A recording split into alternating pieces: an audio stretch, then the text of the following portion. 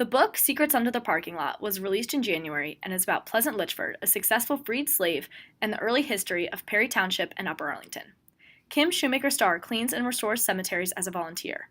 After cleaning the 3 cemeteries in Upper Arlington, she did research to find out who was buried there and worked with Diane Kelly Runyon to do so.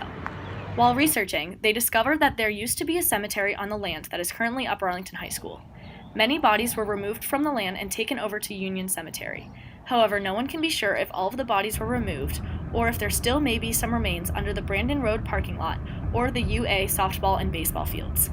This former cemetery and piece of land belonged to Pleasant Litchford, a freed slave and master blacksmith.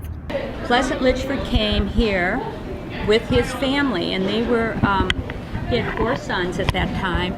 They were all freed slaves from Virginia, and they lived where the State House is, in the woods.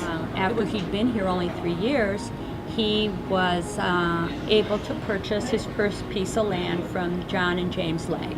He amassed, a large amount of property. He was the 4th largest landowner in Perry Township, which really goes from Dublin to Worthington, all the way down to Grandview and up to Scioto.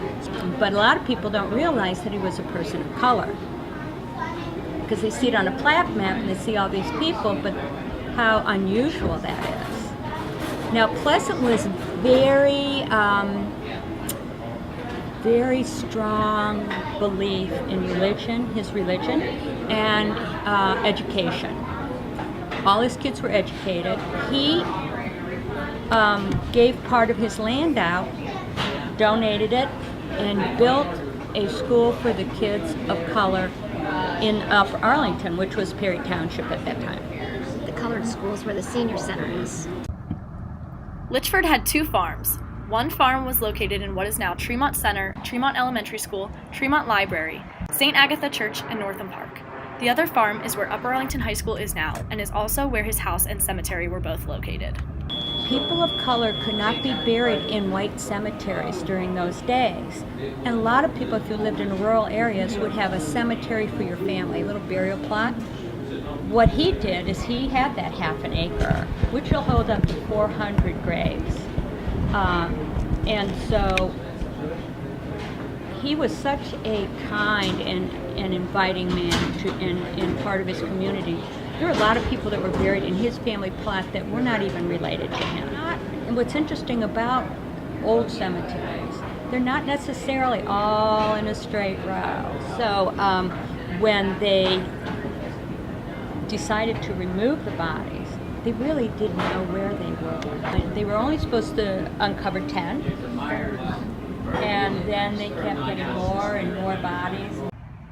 When the bodies from Litchford Cemetery were moved in 1955, the gravestones were removed but never made it to Union Cemetery where the bodies are now. 2 caskets that were found were fist caskets, meaning that they were made out of cast iron and cost roughly 50 times more than a usual casket in the 1800s. Why would such an expensive casket be in a black cemetery? Because they had money, they had influence, and they were part of their community.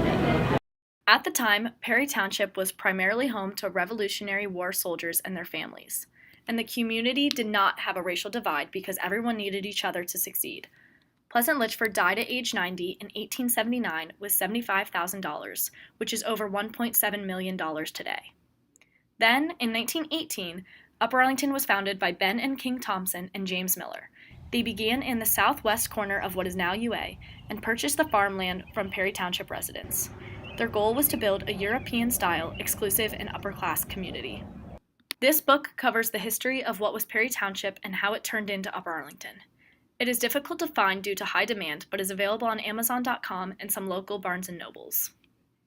Fine. They said that an average self-publisher would sell about 100 books. We're at 400 now, and that's only been since in January. And the interesting part is that all the libraries around Arlington will support us and have us come talk with them and have a lecture going on, but not Upper Arlington Library. We're not allowed this. Upper Arlington Library has denied us to speak there.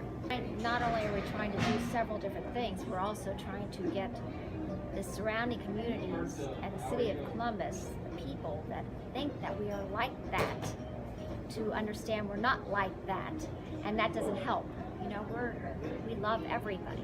That's who we are. We just want to tell the history as a fact. That's the way it was. We're not trying to change anything or fix anything. It's the fact, and we want the fact brought out.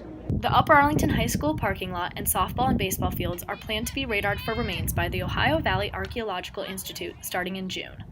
This has been Kate Gomez reporting for WARL.